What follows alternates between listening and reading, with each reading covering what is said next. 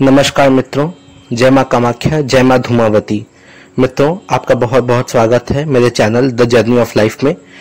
तो आज हम आपके लिए लेकर के आए हैं 10 महाविद्याओं में 7वीं महाशक्ति यानी कि माँ धूमावती मंत्र साधना।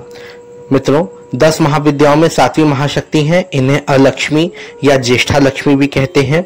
ये लक्ष्मी की बड़ी बहन भी कही जाती हैं। माँ धूमावती विरूपता, कुरूपता, अशुभता, बुढ़ापा और दरिद्रता का प्रतीक है।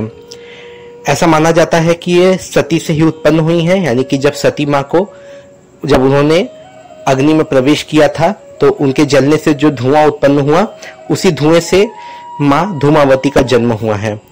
मित्रों, माँ धूमावती मानव जीवन की सभी समस्याओं का समाधान करके उससे मुक्ति प्रदान करने वाली महाशक्ति हैं। ठीक है। अगर हम इनके स्वरूप की बात करें तो ये श्वेत वस्त्र धारण किए हुए होती हैं, इनके बाल खुले हुए होते हैं और एकमात्र यही एक ऐसी शक्ति है जो व्यक्ति की दीनहीन अवस्था का कारण है।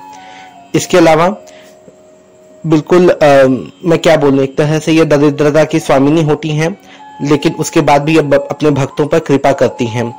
इनका वाहन कौवा है, यानी कि ये जिस रथ पे विराजमान है और उसके ऊपर एक कौवा बैठा हुआ है। और साथ ही साथ इनके हाथों में एक सूप होता है। सूप जो लकड़ी का आपको पता है अनाज फटकने के काम आता है, वो सूप इनके हाथों में है। तो ये इस प्रकार का तो इनका ये स्वरूप है। अगर मैं आपको बताऊं कि ज्यादातर ये इनकी जो पूजा होती है वो चतुर्मास यानी चौमास के समय में इन्हें सिद्ध किया जाता है। लेकिन हाँ, आप अगर चाहें तो नवरात्र के 7वें दिन आप इनकी साधना करके अपने जीवन से सभी प्रकार के दुख, सभी प्रकार की दरिद्रता को आप दूर कर सकते हैं। अब करना क्या है आपको, मैं आपको बता रहा हूँ। मित्रों, इनकी साधना विधि के लिए आपको सबसे अधिक जिस चीजों की जरूरत पड़ेगी वो है सफेद वस्त्र।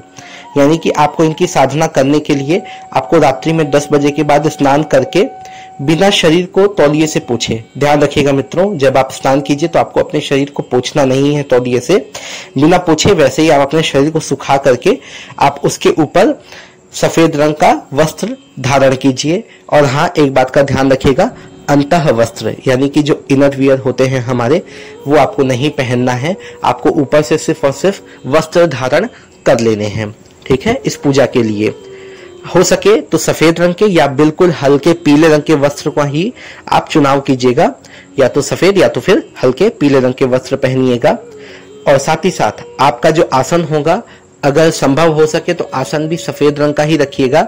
और आपकी जो दिशा होगी वो दक्षिण की होगी। तो मित्रों, आपको करना क्या है, आपको सबसे पहले आपको दक्षिण दिशा की तरफ आपको एक चौकी रख लेनी है। उसी तरफ आपको मुंह करके बैठ जाना है। आपको एक दिया जलाना है और दिए के साथ साथ एक अगरबत्ती, क्योंकि अगरबत्ती से धुआं निकलता है और आपको पता है माँ धूमावती का जन्म भी धुएं से ही हुआ है। अब आपको करना यह है कि आपको इनकी साधना करने के लिए आपको एक छोटे से मिट्टी के बर्तन में या आप स्टील के प्लेट में भी एक तिल ले सकते हैं। ठीक है, सफेद तिल। ठीक है मित्रों, सफेद तिल लीजिएगा आप छोटे से मिट्टी के किसी दिए में या मिट्टी के किसी स्टील के प्लेट में, और उस तिल के ऊपर आप एक सुपारी रख दीजिएगा। ठीक है। और साथ ही साथ आपको एक काम ये करना है कि आप जो है कि काजल से, ठीक है, मतलब आप एक काजल लीजिएगा और काजल लेकर के आप वहीं टेबल पे लिख लीजिएगा धूम। ठीक है मित्रों, हिंदी में आप धूम लिख लीजिएगा। इसके बाद आपको करना क्या है कि आपको माँ धूमावती के मंत्रों का जाप करना है।